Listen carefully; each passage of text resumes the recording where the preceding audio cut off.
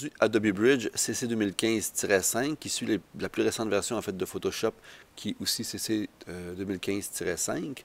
Alors Bridge en fait se met toujours à jour avec la suite des logiciels parce que dans le fond c'est le logiciel qui fait le pont entre les différents formats de fichiers issus de différents logiciels d'Adobe. Je mentionne aussi que Bridge c'est le plus méconnu des logiciels, en fait le plus sous-utilisé ou en fait le plus... En fait, quand j'en parle, personne ne sait de quoi je parle, en général, à 95% du temps. Et ici, en fait, on peut voir qu'on peut faire la gestion des fichiers par rapport à des éléments qu'on peut mettre au niveau des étiquettes. Okay? Alors, on peut aussi gérer les métadonnées, des fichiers qui sont assez importantes pour le web, surtout. Surtout si on travaille avec InDesign ou encore si on fait des albums dans Google+, ou encore Facebook. Alors, ça va chercher les métadonnées qu'on inclut en fait dans le fichier en sous-couche. Mais pour les formats de fichiers, ce qui est intéressant, c'est que ce soit du DNG, du RAW ou du PSD, nommez-les tous, Bridge les voit. Donc, va me permettre de convertir avec la fonction outils. Alors, par contre, ici, je vais juste sélectionner quelques images. Là, je ne veux pas tout prendre. Alors, je vais me désélectionner comme ça ici. Je vais juste prendre ici comme ça. Alors, pour prendre un exercice moins long, pour vous montrer. Alors, dans Outils, j'ai Photoshop, j'ai Processeur d'image. Le processeur d'image est aussi disponible si je vais chercher Photoshop. Pour vous montrer Photoshop, en fait, dans le menu Fichier, dans Script, le processeur d'image est ici, est présent. En fait, c'est comme ça qu'on peut avoir accès par Bridge.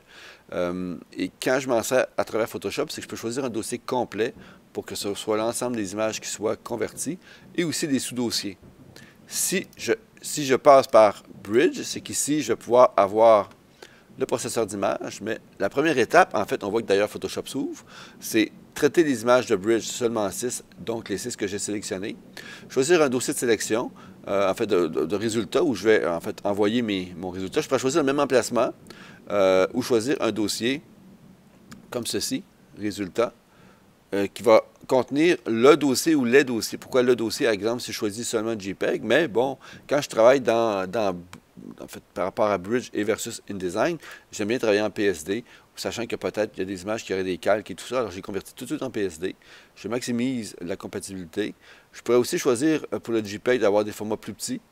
Puis ici, ce qui est intéressant, le 400 par 400, c'est que ça ne fait pas des photos carrées. Ça va faire des photos où le 400, la partie largeur, donc en fait, la version horizontale d'une image va être à 400 et la proportion va suivre pour en fait, la partie verticale. Et si c'est vertical, bien, le vertical va être 400 puis la partie largeur va être en proportion. Alors ça, c'est le côté intéressant. Le TIFF, je ne m'en sers plus vraiment. Un peu comme le EPS tant pour Photoshop que pour Illustrator, en fait. Et ici, ben, je peux ajouter une petite copyright si je n'ai pas utilisé les métadonnées complètes que je peux avoir dans le Bridge.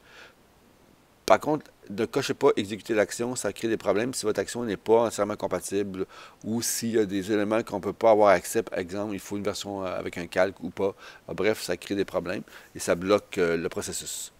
Maintenant, j'ai choisi mon dossier, j'ai choisi ma qualité. Ici, je vais choisir, disons que je vais mettre ça directement pour le réseau, donc je vais mettre 5 ici, qui est la qualité web, qui est intéressante et qui allège aussi les images. Puis ici, bon, je laisse ça tel quel, mais en PSD. Alors, j'exécute. Et si je viens voir mon dossier sur le bureau, je vois très bien que mes dossiers JPEG et PSD se créent automatiquement et que les images sont enregistrées à mesure. Alors que j'ai 400 images, 500 images, 20 images, le résultat va être là. Ben, c'est à votre tour d'essayer.